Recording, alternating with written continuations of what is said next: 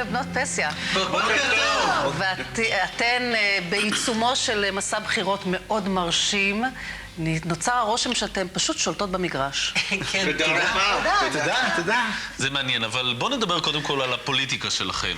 רות, לך יש מתכון לסופלה, מתכון סופלה אבוקדו, סודי, נכון? כך אומרת השמועה. הפטנט הוא למעשה להקציף את האבוקדו עם הגלין, ואת הקליפה של הביצה עם הביצה. זה יוצא קראנצ'י, קריספי, נכון מדהים? זה מאוד מעניין, זה פעם ראשונה שאת אומרת את זה, נכון? כן. כלומר, אפשר לקרוא לזה סקופ. דובי, סליחה, אפשר רק לדבר על המצע שלנו, שזאת הסיבה. גלדיס, שנייה, לפי התחקירים שלנו, חיותה, מתברר שאת בהיסטוריה ספצית. זה המקצוע האהוב עלייך בבית הספר, נכון? יותר נכון, המורה להיסטוריה, אם אני לא טועה, לפי התחקירים. והמורה למתמטיקה, והמורה להתעמלות, והשרת. זה לא היה בתחקיר.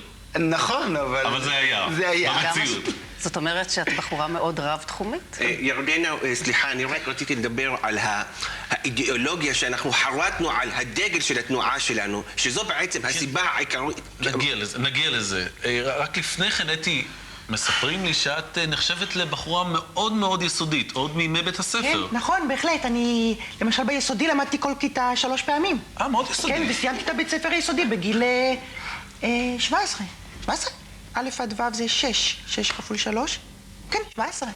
24, יא אבלה, 24. כמה צריכה לחשוב? נכנס בגיל 6, גמר ב-24 את הבית ספר. אני מבקשת, בוא נעזוב את הפיקנטריה, יש סיבה מאוד חשובה שאנחנו הגענו לכאן. אנחנו רוצות לדבר על הדרך. מה טוב? זמננו תם, אולי בהזדמנות אחרת. תודה רבה לכם, בהחלט ראיון מאוד מעמיק, ממצא ומעניין.